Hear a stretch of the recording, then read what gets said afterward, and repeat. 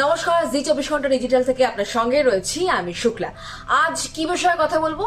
আজ বলবো নতুন সরকারের একাধিক প্রতিশ্রুতি পালন তো ধীরে ধীরে হচ্ছে। একটা গুরুত্বপূর্ণ প্রতিশ্রুতি এক তো অবশ্যই যেটা হচ্ছে অন্নপূর্ণা ভান্ডার, সেটা আপনি 1 জুন থেকে পাবেন। আরো একটা 1 জুন থেকে কার্যকর হচ্ছে, সেটা হচ্ছে মহিলাদের বাস রাইড ফ্রি। এটা এতদিনে প্রত্যেকে জেনে গিয়েছেন। এবার এর ভেতরে একটু ঢুকি।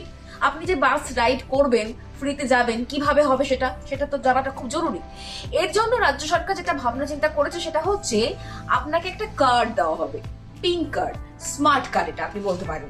এই স্মার্ট কার্ডটা আপনি দেখালে পরেই আপনার রাইডটা ফ্রি হয়ে যাবে। মানে আপনি যদি কোনো শর্ট ট্যুর করেন, মানে শর্ট যাত্রা, বাস যাত্রা, সেটাতেও আপনি এটা কার্ড দেখালে পরে হয়ে যাবে, মানে আপনার রাইডটা পুরো ফ্রি হয়ে গেল। আপনি যদি লং কোনো জায়গায় যেতে চান, দূরে যেতে চান, তাহলেও কিন্তু এই কার্ডটাই আপনার কাজে লাগবে।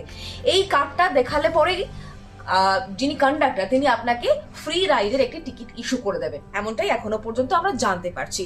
এবার হচ্ছে এই কার্ড কোথায় পাবেন, কিভাবে পাবেন সেটা আসছি পর। তার আগে বলি, আপাতত ভাবে যারা এটা পাচ্ছেন না হাতে এখনো পর্যন্ত, তারা কি করবেন?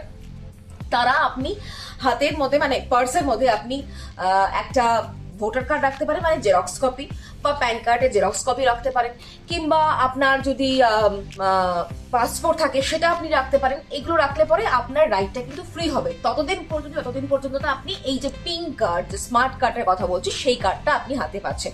এবার বলি, এই যে পিঙ্ক কার্ডের কথা বলছি বা স্মার্ট কার্ডের কথা বলছি, যে কার্ড দেখালে পরে আপনার বাস রাইড একেবারে ফ্রি হয়ে যাবে, এটা আপনি পাবেন কোথায়? এটা আপনি পুরসভা, আপনি পঞ্চায়েতের হলে পরে পঞ্চায়েতে, এসডিও অফিস, বিডিও অফিসে আপনি পেতে পারেন।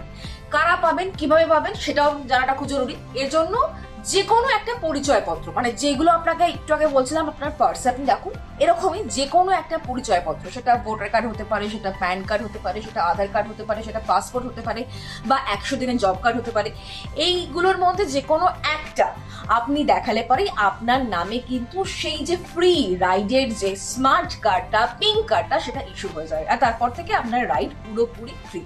তাহলে বুঝতে পারলেন কতটা সহজ। আর এই ধরনের আরো আপডেটের জন্য অবশ্যই নজর রাখুন জি 24 ঘন্টা ডিজিটালে।